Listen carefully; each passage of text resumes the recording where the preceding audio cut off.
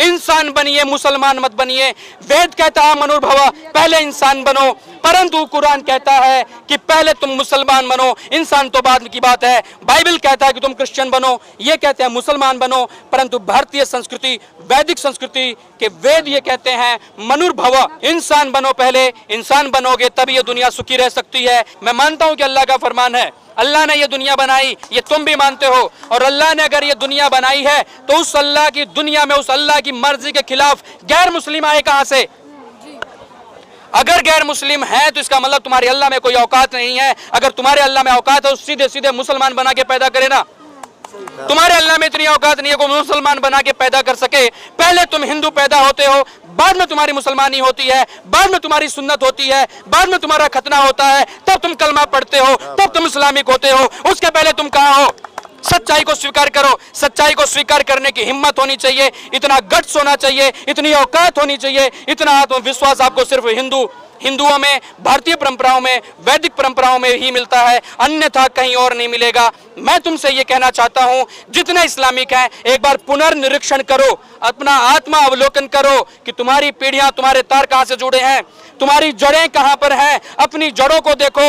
अगर तुम्हें यह दिखाई देता है कि तुम्हारे पूर्वज हिंदू थे तो उनके साथ बलात्कार हुआ है, ये तुम्हारी मां बहनों के साथ बलात्कार हुआ है, तुम्हारे पूर्वजों के साथ बलात्कार हुआ है, उन मुगलों ने, उन आतताइयों ने तुम्हारे पूर्वजों को जबरदस्ती इस्लाम में कन्वर्ट किया है, तो तुम्हारा प्रतिशोध ये होना चाहिए, तुम्हारा प्रतिक्रिया ये होनी चाहिए कि तुम उस जबरदस्ती को छोड़ करके, जब तुमको जबरदस्ती बनाया गया था, उसको छोड़ करके पुनः अपनी पुरानी पद्धति पर, पुनः अपने वैदिक धर्म का अनुसरण करो। ये सच्चाई है, ये स्वीकार करना होगा। आतताइयों का दामन छोड़ दीजिए। संसार में इंसानियत भी कोई चीज होती है। आपको क्या लगता है इस देश में जो सेक्युलर की परिभाषा है कि हम सेक्युलर हैं, तो उस परिभाषा में क्या हिंदू नहीं आते हैं? आपको क्या लगता है? अब मैं ही बोलूंगा तो इनसे भी सर आप बताइए, सेक्युलर की परिभाषा में क्या हिंदू नहीं आते हैं अकॉर्डिंग टू सो कॉल्ड बड़े पत्रकार? सो कॉल्ड बड़े पत्रकार जो हैं, हाँ। जैसा कि अभी भाई कह रहे थे कि रविश कुमार, हाँ। एक जाना पहचाना सा नाम है, हाँ। पर उसकी इमेजिनेशन क्या है पब्लिक के बीच में वो सब जानते हैं। हाँ। और रही बात सेकुलरिज्म की, तो सेकुलर शब्द जो है, पहले तो हमें इस शब्द पे विचार करना चाहिए, क्योंकि जब संविधान का निर्माण हुआ था उस समय सेकुलर जैसा कोई शब्द नहीं था यहाँ पे। अब जो सो कॉल्ड सेकुलर पत्रकार हैं, जिनको सिर्फ ये दिखाई देता है कि हिंदुत्व या फिर हिंदू आतंकवाद या फिर हिंदू आतंकवादी या फिर राम भक्त जैसे शब्दों का इस्तेमाल करते हैं रविश जैसे लोग, तो उनको फिर मोहम्मद भक्त कोई क्यों नहीं मिलता है?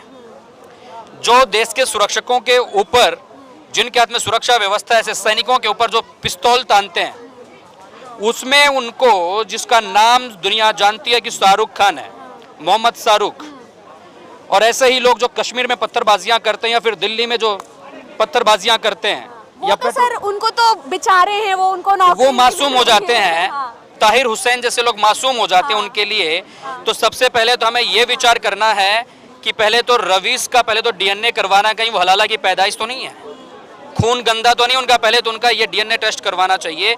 और उसके बाद फिर ये देखना चाहिए सेकुलर शब्द, जो सेकुलर शब्द संविधान में आया, कब आया, कैसे आया? जब देश का बंटवारा, देश का विभाजन हिंदू और मुसलमान के नाम पे होता है। जिन्ना ने यही डिमांड की थी कि हम मुस्लिम हिंदुओं के साथ नहीं रह सकते हैं, क्योंकि हमारी परंपराएं अलग अलग हैं, हम अलग अलग मान्यताओं के लोग हैं, तो एक साथ हमारा रहना नामुमकिन है। जबकि देश के हर एक राष्ट्रभक्त ने, चाहे वो सुभाष चंद्र बोस रहे हों, चाहे वो वीर सावरकर रहे हों, चाहे वो महात्मा गोडसे रहे हों, कोई भी रहा हो, गांधी और नेहरू को छोड़कर के सरदार वल्लभ भाई पटेल ने भी इस बात का विरोध किया था। सबने विरोध किया था कि देश का बंटवारा नहीं होना चाहिए। जब देश का विभाजन हिंदू और मुसलमान के नाम पे हो गया तो सेकुलर जैसी कोई परिभाषा यहाँ पे बच ही नहीं जाती। संविधान में बाद में ये सेकुलर शब्द और अल्पसंख्यक शब्द जोड़े गए हैं, तो देश के संविधान से पहले तो ये शब्द निकाल लेने चाहिए, क्योंकि अल्पसंख्यक शब्द का इतना ज्यादा गलत इस्तेमाल हो रहा है कि इससे बहुत सारी परेशानियां इस देश में उत्पन्न हो रही हैं। जो एक विशेष समुदाय है, जो मुसलमान लोग हैं, जब इनको राष्ट्रीय फायदे चाहिए होते हैं, जैसा कि इनके कुरान में, अगर ये अपने आप को ये कहते हैं हम शरीयत और कुरान को मानने वाले हैं, तो कुरान में किसी भी प्रकार के सरकारी लाभ का निषेध किया गया है। उसमें यह कहा गया है कि ये हराम है। किसी भी तरीके से कोई भी छात्रवृत्ति लेना या कोई भी पैसा सरकार से लेना, वो सब हराम है। अगर इस्लाम इस बात को हराम कहता है, आप क्यों लेते हैं? जब आपको सरकारी फायदे चाहिए होते हैं तब आप अल्पसंख्यक बन जाते हैं कि हम अल्पसंख्यक हैं और इस देश के नागरिक हैं। इस देश के नागरिक मानते हो और इस देश को जलाते हो। जब आपको वो सारे के सारे फायदे नहीं चाहिए होते हैं, जब आपको सब्सिडियां नहीं चाहिए होती हैं, तब आप कहते हो कि हमें इस देश में नहीं हम इस देश के कानून को नहीं मानेंगे, हमें शरिया अदालतें चाहिए, हम शरिया को मानते हैं, शरिया को ही मानेंगे। तो ठीक है ना, मानिए टोटल शरीयत पे आइए, फिर टोटल शरीयत पे आइए ना, कटवाइए अपने हाथ। शरीयत में जो विधान है उस हिसाब से चलिए। आप दो तरफा क्यों चलते हो? क्योंकि आप हो ही दोगली औलाद, हम दोगली पैदाइश हैं, क्योंकि आप हमेशा एक जगह पे नहीं रह सकते। अंबेडकर ने भी इसी बात को कहा था कि इस्लाम कौम ऐसी है कि इनकी निष्ठा, इनका विश्वास और इनकी वफादारी सिर्फ कुरान के साथ हो सकती है, वतन के साथ कभी इनकी वफादारी नहीं हो सकती है। देश तो क्या, दुनिया में आप देख लीजिए, जहां पर भी ये रहते हैं सिर्फ इनकी वफादारी कुरान के साथ होती है, उस देश के साथ नहीं होती है। जिस भी देश में रहते हैं, जिस देश का पैदा हुआ अनाज खाते हैं, उसी देश में गंदगी करते हैं और उसी देश को जलाते हैं। चाहे आज आप फ्रांस को देख लीजिए, आज आप इंग्लैंड को देख लीजिए, भारत के हालात तो आप देख ही रहे हैं। इनमें अगर जरा सी भी राष्ट्रीय होती, जरा सा भी अपने आप को मानते होते कि हम हिंदुस्तानी हैं, तो ऐसी हरकतें हरगिज ना करते। आज़ादी के पहले से लेकर के आज तक की बातें देख लीजिए। आज़ादी के बाद ही कश्मीर से हिंदू भगाए गए थे, कश्मीरी पंडित, वो देख लीजिए। या फिर आप कैराना देख लीजिए, मुजफ्फरनगर में, देवबंद का एरिया देख लीजिए। दिल्ली में भी बहुत सारे परिवार ऐसे हैं जहां पर उनको मजबूर किया जाता है कि तुम ये इलाका छोड़ करके चले जाओ, इन घरों को छोड़ करके चले जाओ, अपने घरों को, प्रॉपर्टियों को बेच के चले जाओ। ऐसी हरकतें जब इनकी होती हैं तो आप किस आधार पे ये कह सकते हैं कि ये यहाँ के वासी हैं? या किस आधार पे आप कह सकते हो कि हम भारत के वासी हैं? जब आप भारत के वफादार नहीं है तो आप भारत के वासी कैसे हो सकते हो? सर, ऐसा भी देखा गया, मैंने देखा है कि 4 मुस्लिम एक हिंदू के बीच में रह सकते हैं, लेकिन एक हिंदू 4 मुसलमानों के बीच में नहीं रह सकता है, ऐसा अनुमान देखा जाता है। हाँ, तो बार बार जो मुझे लगता है ये हम लोग की दिक्कत है कि हम अपने आप को ही स्टैंड नहीं कर पा रहे हैं। हम इन सारी चीज़ों में उलझे हुए हैं और इसी वजह से हमारे साथ ऐसा हो रहा है। मुझे तो लगता है कुछ दिनों में ऐसा होगा कि हम ही इस देश से बाहर जाएंगे, वही यहाँ पे रहेंगे। आप क्या कहते हैं? क्योंकि उनकी तो नीति यही है, गजवाए हिंद। आप शाहीन बाग देख रहे हैं, शाहीन बाग सिर्फ CAA और NRC का विरोध नहीं है, वो ये दर्शाना चाहते हैं, ये बताना चाहते हैं कि यहाँ पर किसी भी मुस्लिम को आप पूछ लीजिए, वो यही कहता है यहाँ पे पहले हमारी हुकूमत थी।